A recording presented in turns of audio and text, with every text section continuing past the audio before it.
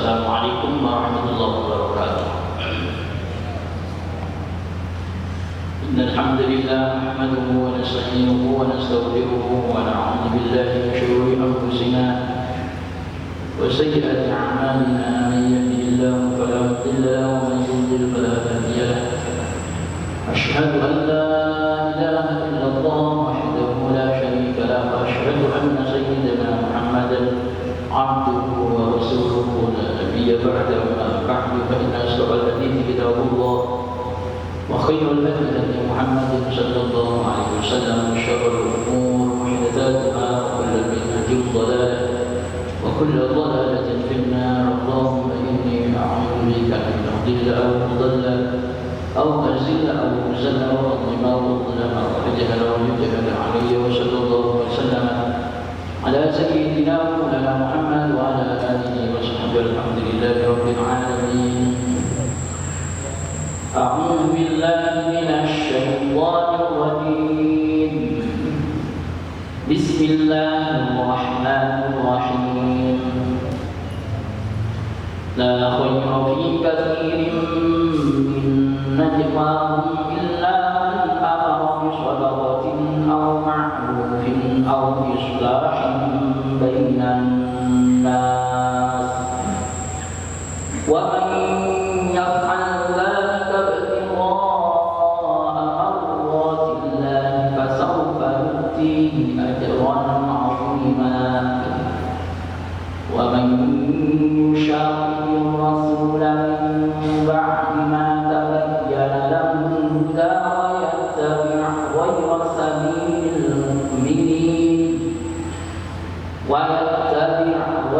sabilil mu'minin nuwallihi ma tawalla wa nuslihi jahannama wa sa'at masira. Inna Allaha la yaghfiru an yushraka bihi wa yaghfiru ma duna dhalika liman yasha'. Wa man yushrik billahi faqad dhalla dhalalan ba'ida. Para jemaah salat zuhur Masjidil Islam yang dimuliakan Allah, hafizahullah. Alhamdulillah kita bisa bersama kembali setelah kurang lebih 1 bulan yang lalu kita bertatap muka. Maka siang ini kita akan melanjutkan kembali mengkaji tafsir surat An-Nisa ayat yang ke-114. Ayat ini masih berkaitan dengan ayat-ayat sebelumnya, di mana kronologi atau disebut dengan asbabun nuzul. Kalau Quran asbabun nuzul, tapi kalau hadis namanya asbabul wurud. Ungkapan asbabun nuzul untuk Al-Quran, asbabul wurud untuk hadis. Asbabun nuzulnya, kronologinya ayat yang kita baca ini masih berkaitan dengan ayat sebelumnya yang menceritakan tentang kisahnya Tu'mah bin Ubayd yang kemarin Nabi kita Muhammad SAW ketika diprovokasi oleh Tu'mah dengan kebohongannya, hampir saja kemudian menvonis kesalahan terhadap orang Yahudi, yang kemudian kesalahan dia dilemparkan kepada orang Yahudi dengan bukti yang terlihat secara kasat mata.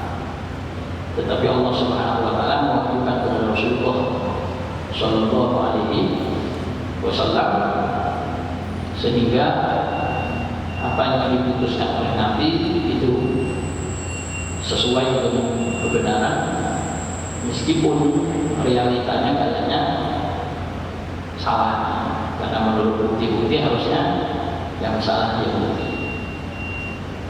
Tapi bagaimanapun Rasulullah SAW itu diberi ilmu oleh Allah Subhanahu wa taala wa 'allamaka ma lam takun ta'lam. Kami ajarkan kepada Muhammad sebuah ilmu yang kamu ini sama sekali tidak tahu, tapi dapat ilmu langsung dari Allah. Itu ilmu yang diberikan Allah kepada Rasulullah. Seperti Al-Quran ini kalau kita pelajari, Al-Quran ini kan ditulis dengan rosen usmani, bukan rosen imla'i. Kalau dengan mempelajari Quran tulisannya, itu mesti tidak sesuai dengan aturan kaidah penulisannya, nggak bakalan sesuai dengan kaidah penulisan. Yang pernah belajar khot, tulisan Arab, Al-Quran ini mesti nggak pas. Ya, kayak tulis Alhamdulillahirabbil alamin, ain untuk panjang itu kan harus kasih alif panjang setelah ain. Atau Ar-Rahmanir Rahim harus roh ha mim alif nun. Tapi ternyata Al-Quran menulisnya roh ha mim nun, nggak ada alifnya, Ar-Rahman. Dan itu proses Usmani banyak seperti itu, penulisannya itu tidak sesuai dengan Rasul yang lain. Tapi kalau nanti kita teliti, kalau kita teliti bahwasanya tulisan yang dibuat sedemikian rupa itu memang betul-betul tauqifi, memang betul-betul Rasulullah sendiri langsung yang mengajarkan. Dengan cara apa? Dengan cara yang tadi, wa 'allama ma lam takun ta'lam. Rasulullah diajari oleh Allah ilmu yang tidak diketahui. Kalau kita kemudian diberi ilmu itu, nanti akan tahu hikmahnya. Akan tahu hikmahnya. Huruf ini kenapa ditulis begini? Kenapa tanpa alif? Kenapa tanpa ini? Jangan cek nanti yang mempelajari ilmu tentang tafsir huruf, tafsir per huruf. Seperti kata Maryam dalam surat Maryam. Surat Maryam itu kan ada di surat yang ke-19. Lalu kemudian rentang ayat dalam surat Maryam antara kata Maryam satu ke ayat Maryam yang lain itu ternyata juga rentangnya itu rentang 19 ayat. Dan kata Maryam itu diulang di Al-Quran itu sebanyak 3. Sebanyak 3 kali. Nanti kalau kita hitung 19 kali 19 kali 3 ya.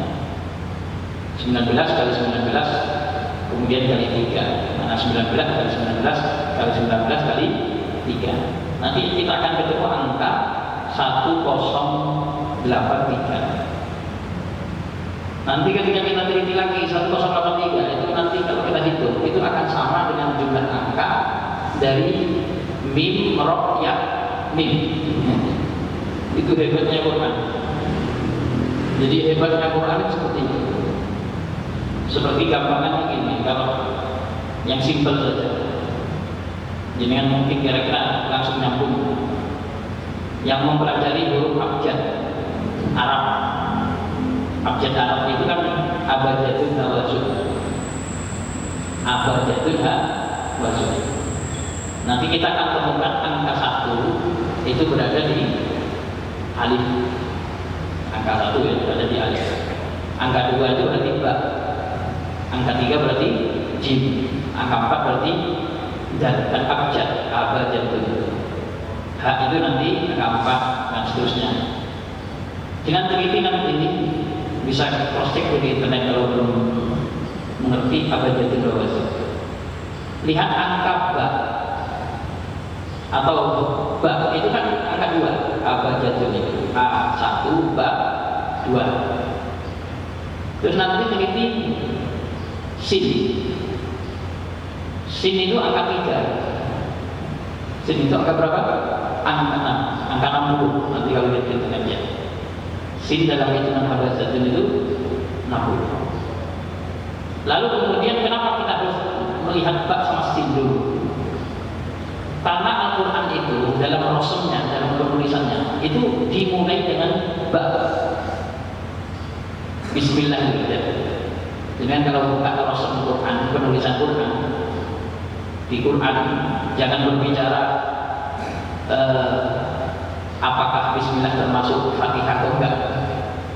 Tetapi yang kita sepakati, ulama semuanya sepakat dalam penulisan rasul Quran, mushaf itu pasti dimulai dengan Bismillah, diawali dengan ba. Lalu kemudian diakhiri dengan apa? Quran dengan sin. Mana? Minal jinnati wan nas. Terakhirnya kan sin Quran itu. Awalnya ba, akhirnya sin. Uniknya penulisan Bismillah itu ba-nya itu tinggi, seperti ada alifnya. Alif itu kan 1, ba itu 2, berarti 3. Terakhirnya diakhiri dengan sin. Sin itu berapa? 60. Berarti jumlahnya berapa? 63. Nah 63 itu usianya siapa? Usianya Nabi Muhammad SAW. Seakan-akan informasi tentang Nabi yang akan menerima wahyu pada saat wahyu itu disampaikan sampai tuntas, maka Nabi itu akan berusia 63 tahun. Jadi genapnya usianya Rasulullah itu adalah di usia 63 tahun sesuai dengan Al-Quran huruf awal dan Al-Quran huruf akhir. Itu saya bisa lihat nanti di dalam tafsir huruf. Wah, luar biasa Al-Quran. Seperti nanti dengan cari kata wa innaka laminal mursalin atau kata wafat atau kata mati. Nanti kan ditemukan di angka 40. Lalu kemudian 53. Ya. Angka 50, 40, 13, lalu kemudian 10. Jadi kalau jangan teliti wa ma Muhammadun illa rasul wa qala bi qawlihi usul afa'in mata.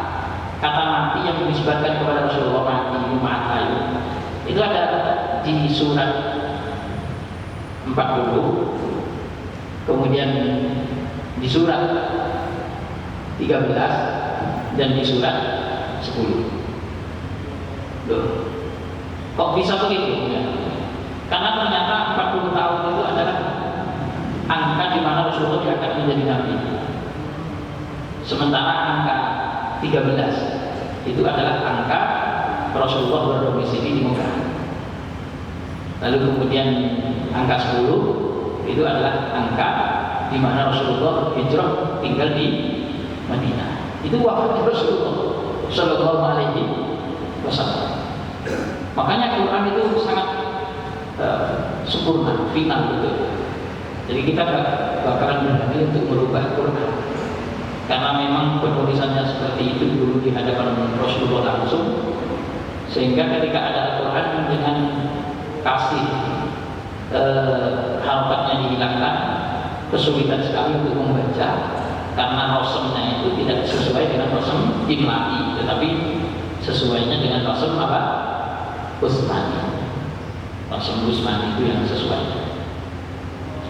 Nah sekarang kita pelajari ayat berikutnya. Ini kita masuk bagian akhir. Saya mengingatkan dari tahun 1447 Hijriah. Kita sekarang berada di hari terakhir. Nanti malam maghrib kita sudah masuk 1448 Hijriah. Jadi ini bagian akhir tahun. Nanti malam adalah awal tahun. Maka kita bermohon kepada Allah Subhanahu wa taala, mudah-mudahan semua amal ibadah kita yang baik diterima oleh Allah dalam satu tahun ini. Kemudian kalau ada yang salah, yang hilaf, dimaafkan. Kemudian dosa kita kepada makhluk, kepada sesama, Allah berikan cara agar dosa kita juga dimaafkan oleh orang lain. Sehingga dalam 1 tahun ini kita tutup buku dengan lembaran-lembaran putih tanpa noda. Kalau ada itu sudah dihapus, sudah dihapus. Kemudian nanti malam kita akan memulai masuk pada tahun yang baru. Maka usahakan memulai dengan banyak kebaikan. Maghrib, kalau bisa ya sholat sunnah, qobliyah maghrib, baru sholat maghrib, baru sholat ba'diyah.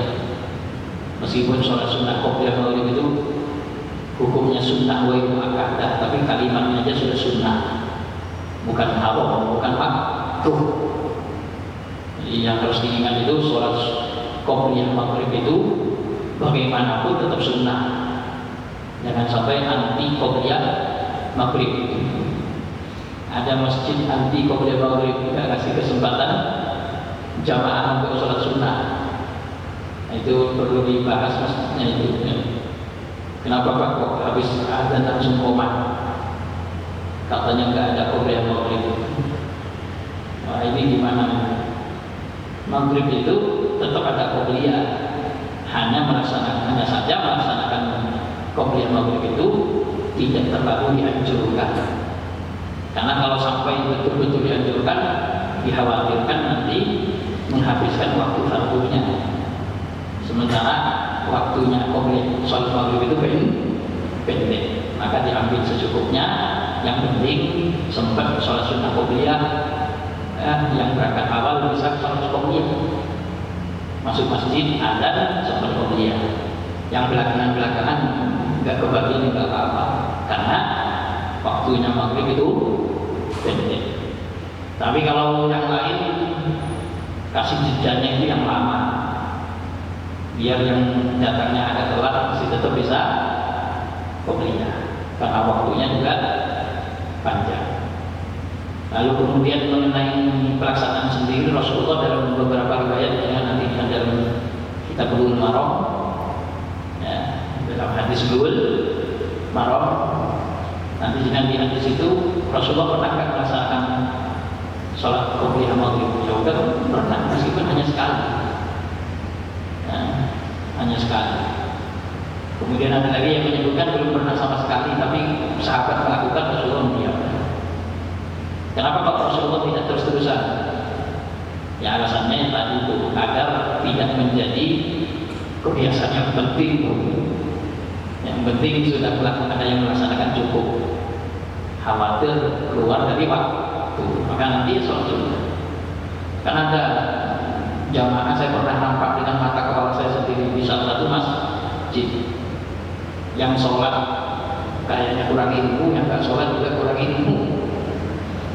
Jadi kenapa? Karena habis azan maghrib temannya itu bangkit sholat sunnah, yang sebelahnya itu nggak ikut sholat sunnah, celana temannya ditarik, sudah takbir udah Allah Akbar, ditarik, terus dibilang ini maghrib nggak ada qobliyah. Terus yang sholat pun berhenti. Oh iya, ini salah, ini memahami bahwasanya kayak seakan-akan maghrib itu tidak ada sholat sunnahnya. Ya tetap ada, cuma sunnahnya bukan sunnah mu'akkadah, tetapi sunnah wajru mu'akkadah. Sunnahnya tetap, cuma tidak terlalu dianjurkan, ya, biar tidak menghabiskan waktu. Nah ini nanti setelah Muharram yang sunnah diamalkan meskipun bukan mu'akkadah, qobliyah maghrib. Sholat maghribnya sebisa mungkin berjamaah. Lalu habis maghribnya kalau bisa ya usahakan ba'diyah. Setelah itu zikir, kalau kuat dengan menembus sampai isya. Kenapa? Karena ini momentum hijrah. Momentum hijrah. Kalau Rasulullah itu betul-betul hijrah dulu, meninggalkan Mekah dalam rangka kebaikan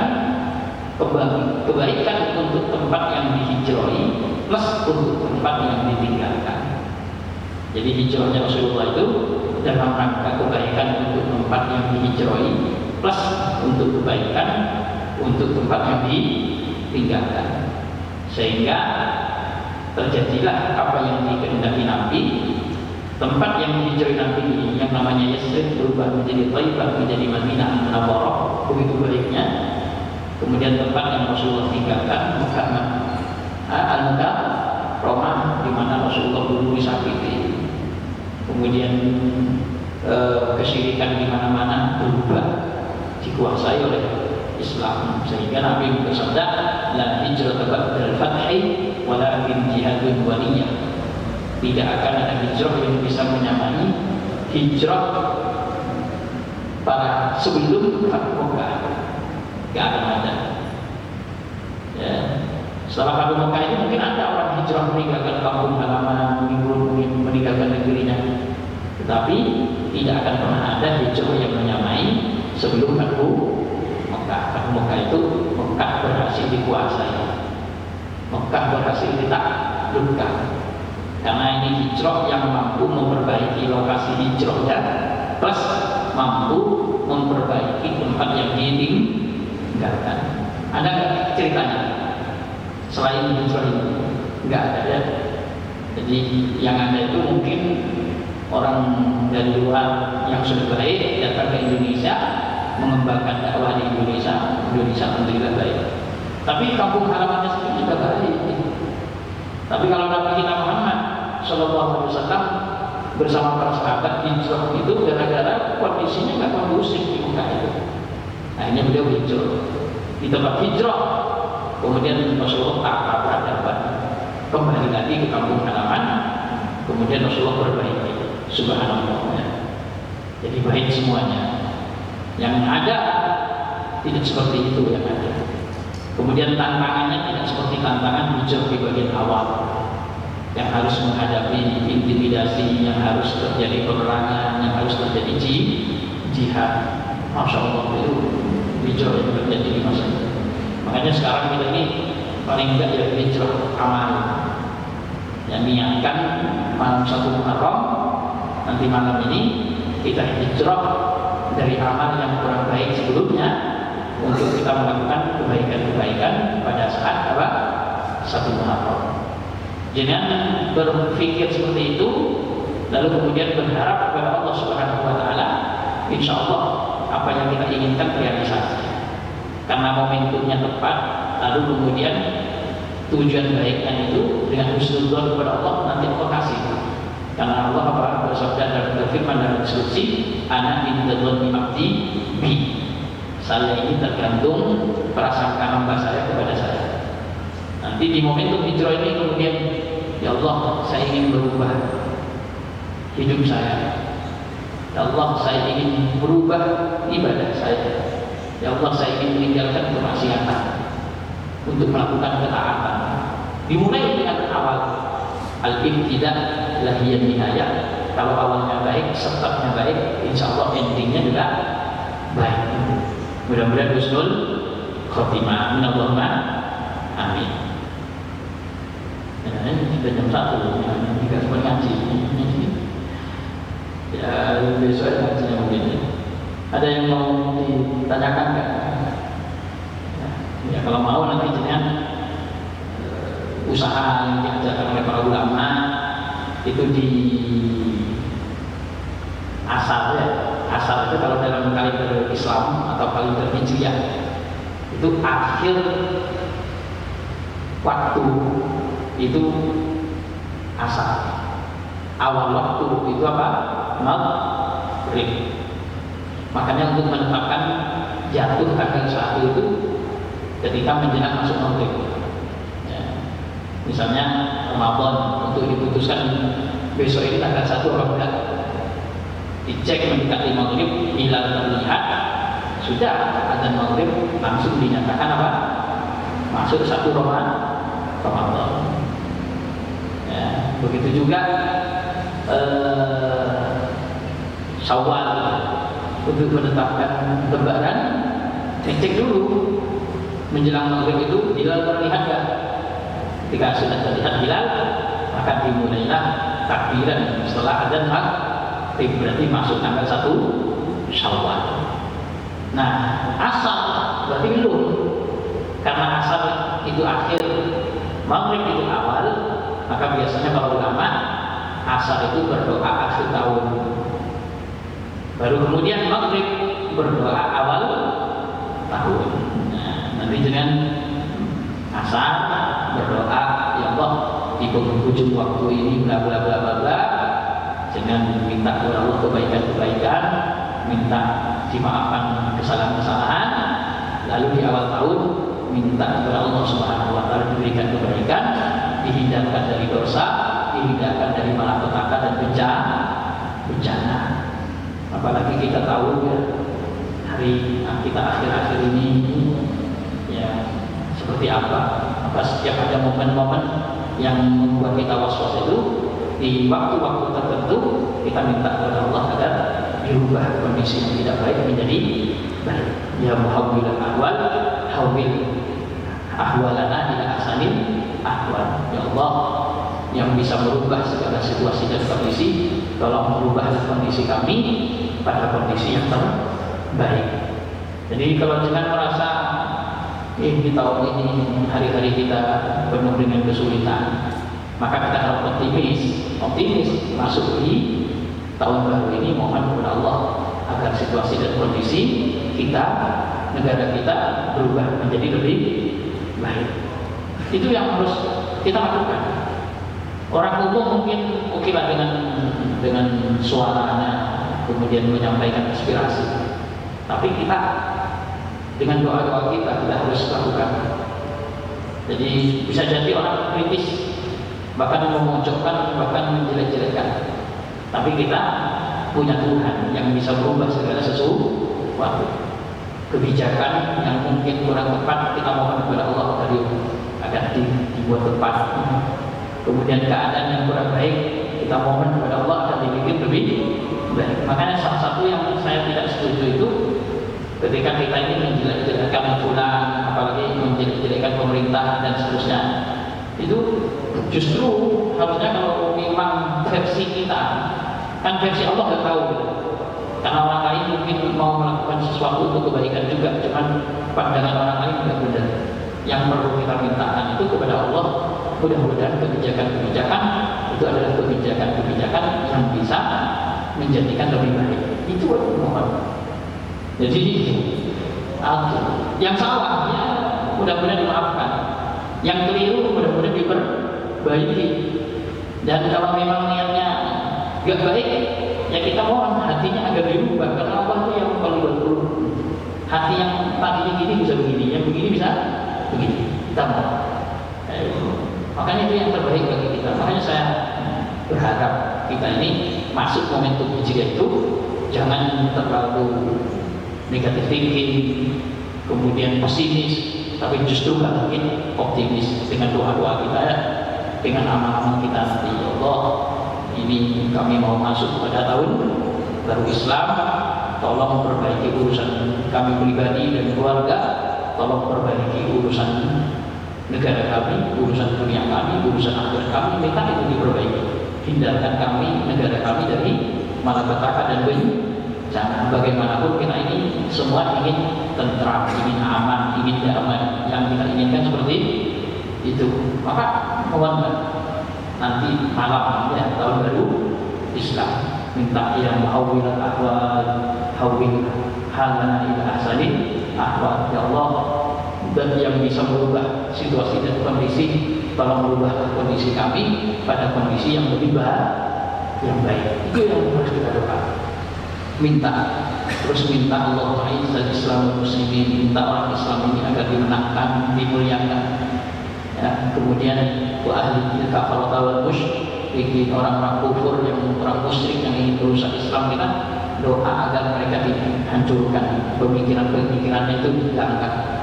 Kemudian doakan pemimpin-pemimpinnya, wansur sultanana muslimin, tolong bantu kepada pemimpin-pemimpin kami, pemimpin-pemimpin orang Islam. Itu doa. Ya, karena dengan doa itu kalau diterima, yang enggak soleh jadi soleh, yang enggak baik jadi baik. Jadi kritis boleh, ya siapa enggak boleh. Makanya kita yang terjadi itu kita harus optimis, kita harus husnuzan, harus positive thinking dan yakin memohon kepada Allah di tahun ini kita akan diberi kebaikan yang lebih baik daripada sebelumnya, insya Allah. Apapun gejolak-gejolak ekonomi, gejolak ini, silakan, itu sudah sistem sudah seperti itu, sunnah perjalanan takdir sudah seperti itu.